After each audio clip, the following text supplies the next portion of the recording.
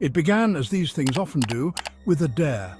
4 friends gathered on a Friday night, buzzing with youthful bravado. The air crackled with anticipation. A new virtual reality haunted house had just opened downtown. It promised an experience unlike any other. Who's scared then? Mark challenged, his voice dripping with mock fear. The group laughed, a chorus of nervous bravado. They were all curious, they were all scared, but none of them would admit it. Not out loud, at least. Let's do it, Sarah said, a tremor of excitement in her voice. Yeah, let's see what they've got. The die was cast, they were going in. The VR world snapped into focus around them.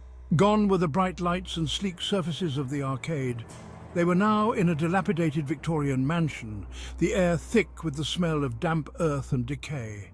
A chill ran down Sarah's spine. It felt real, too real. They ventured deeper into the virtual mansion. Each room they entered was more terrifying than the last. A blood-curdling scream pierced the air. It was Jessica. A ghostly figure had materialized before her, its eyes burning with malevolent glee. Back in the real world, a shadow fell over Jessica's face in the VR booth. Her scream in the real world mirrored her avatar's terror. The others watched, their laughter dying in their throats. Something wasn't right. Something touched me. Jessica tore the VR headset from her face, gasping for breath. The others exchanged uneasy glances. It's just the game, Jess. But even he sounded unsure. They continued their exploration, but the carefree mood was gone, replaced by a creeping dread that seemed to seep from the virtual world into their own. A cold spot settled over them. A book flew off a shelf in the real-world arcade, even though none of them were near it.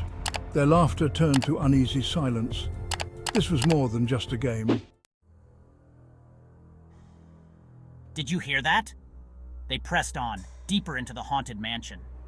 With each passing moment, the line between the virtual and the real blurred further. A whisper grazed Chris's ear, both in the game and out. It spoke his name, sending shivers down his spine. Yeah, I heard it too, Chris stammered, his voice barely a whisper. Mark shook his head, his face pale. He had heard it too. The whispers began to multiply, surrounding them, taunting them. Their heartbeats pounded in their ears, a frantic rhythm against the silence that followed the whispers. The air grew colder, the smell of damp earth overpowering. Fear, raw and consuming, took hold.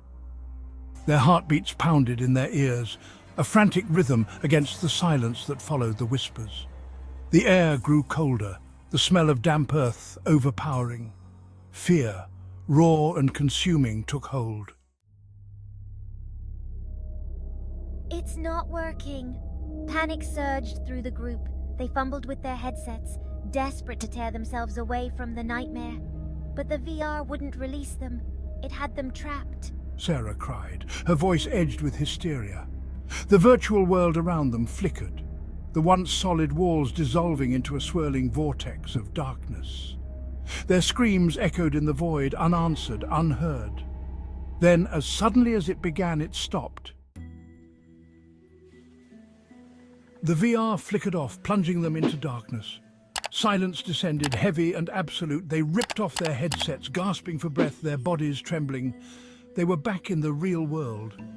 Or were they? The arcade around them seemed different, colder, quieter. Where'd they go? Mark held up his hand, his voice a choked whisper. He was right. The arcade was empty, deserted. The only sound was the echo of their own ragged breathing. Something was very wrong. Then they saw it. Scrawled across the wall, in what looked disturbingly like blood, was a single chilling message. Thanks for playing. You're it. Subscribe my channel 99.7%. Not subscribe. Please subscribe my channel.